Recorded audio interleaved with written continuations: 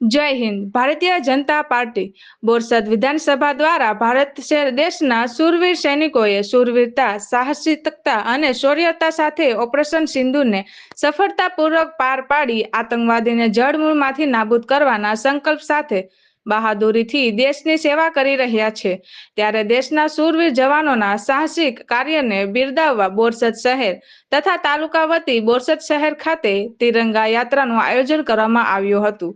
જેમાં ગુજરાત સરકાર નાયબ દંડક અને બોરસદ વિધાનસભાના ધારાસભ્ય શ્રી રમણભાઈ સોલંકી સાહેબ, આણંદ જિલ્લાના મહામંત્રી સુનિલભાઈ શાહ, એપીએમસી ચેરમેન અશોકભાઈ મહીડા અને તમામ ડિરેક્ટર શ્રી, બોરસદ તાલુકા પંચાયત પ્રમુખ મહીરભાઈ પટેલ, બોરસદ શહેર પ્રમુખ નીલકંઠભાઈ પટેલ, બોરસદ નગરજનોએ યાત્રામાં જોડાઈને દેશભક્તિ અદા કરી. કાર્યક્રમમાં સહકાર આપવા બદલ તમારો ખૂબ ખૂબ આભાર વ્યક્ત કર્યો છે.